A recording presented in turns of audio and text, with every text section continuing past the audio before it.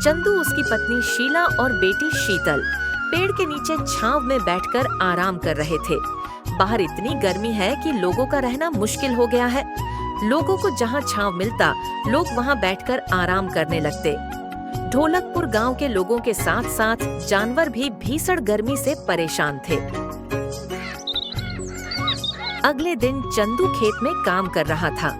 गर्मी इतनी थी कि वह थक चुका था और पसीने से उसका बुरा हाल था। परेशान होकर वह घर चला जाता है। गर्मी के कारण घर पे भी चंदू और उसके परिवार को घुटन महसूस हो रही थी। न जाने कब तक इस गर्मी में दिन गुजारना पड़ेगा। मुझसे तो अब गर्मी बर्दाश्त नहीं होती। मन करता है कि पूरे दिन किसी तालाब में नहाते रहूं। मेरा तो गर्मी से बुरा हाल है। मुझे लगता है कि जैसे चक्कर आ रहे हो। शीतल को भी गर्मी से परेशानी हो रही थी। तभी शीतल को उसके स्कूल के मास्टर जी की बात याद आई और उसने अपने पिता से कहा, पापा, हमारे स्कूल में मास्टर जी बता रहे थे कि पुराने जमाने में लोग घरों को ठंडा रखने के लिए लकड़ी के बने कूलर का इस्तेमाल करते थे। चंदू और शीला दोनों ने हैरानी से शीतल की ओर देखा। लकड़ी का कूलर? हाँ बाबा, लकड़ी की जाली बनाकर उसके पीछे से गीली घास या खस की चादर लगाते थे। फिर उस पर पानी डाला जाता था। जब हवा उसमें से गुजरती तो वह ठंडी हो जाती थी। चंदू को ये विचार बहुत भाया। उसने तुरंत निश्चय किया कि वह लकड़ी का कूलर बनाएगा। अगली सुबह चंदू ने अपने पुराने औजार निकाले। गांव के बांस के पेड़ों से कुछ मजबूत बांस काटे। लकड़ी का जुगाड़ भी उसने पड़ोसी रामू से कर लिया। शीला ने घर में पड़ी पुरानी खस की टट्टियां खोज निकाली। शीतल खुशी से उछल रही थी। उसे लग रहा था जैसे कोई बड़ा कारनामा होने जा रहा हो। चंदू की बड़ी लगन से 4 दिन की मेहनत के बाद लकड़ी का कूलर तैयार हो जाता है। चंदू के घर में कूलर के चालू होते ही एक ठंडी भीनी भीनी महक वाली हवा पूरे कमरे में फैल गई। शीला और शीतल की आंखों में खुशी चमक उठी। पहली बार कई दिनों बाद उनके चेहरों पर मुस्कान लौट आई थी। शीला बोली, लगता है जैसे बादल छा गए हों। क्या ठंडी हवा आ रही है? शीतल कूलर के सामने खड़ी हो गई और हाथ फैलाकर बोली, बाबा, ये तो जादू है। चंदू की मेहनत रंग लाई थी। अब उनका घर भी गांव के तालाब जैसा ठंडा हो गया था। बाहर तापमान चाहे जितना बढ़े, उनके घर में अब एक सुखद ठंडक बनी रहती थी।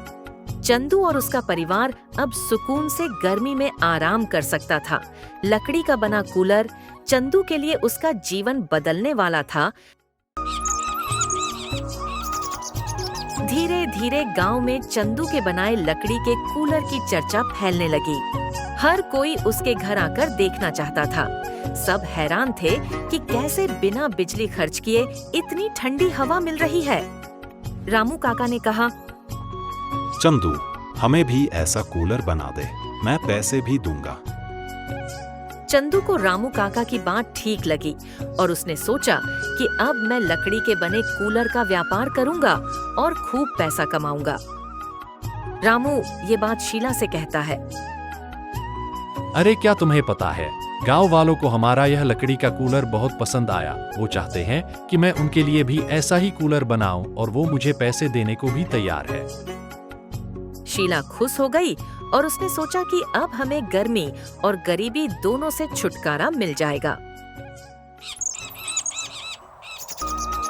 धीरे धीरे चंदू का एक छोटा सा काम शुरू हो गया। वह गांव के और घरों के लिए भी लकड़ी के कूलर बनाने लगा।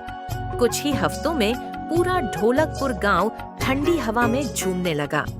अब चंदू और उसके परिवार को गर्मी से डर नहीं लगता था। उनका घर अब गांव के सबसे आरामदायक घरों में से एक बन गया था। शीतल की पढ़ाई भी पहले से बेहतर हो गई थी, क्योंकि अब वह आराम से पढ़ाई कर सकती थी। गर्मी से जूझने वाला चंदू अब गांव का ठंडी हवा वाला चंदू बन गया था। गांव के बड़े बुजुर्ग भी उसकी तारीफ करते नहीं थकते थे। एक दिन गांव के प्रधान जी ने चंदू को बुलाया और कहा, तूने तो पूरे गांव की किस्मत बदल दी चंदू। हम सब तेरा एहसान मानते हैं। प्रधान जी, जब घर की गर्मी से जानवर भी बेहाल हो जाते हैं तब कुछ तो करना ही पड़ता है। हम सबका सुख दुख तो एक ही है।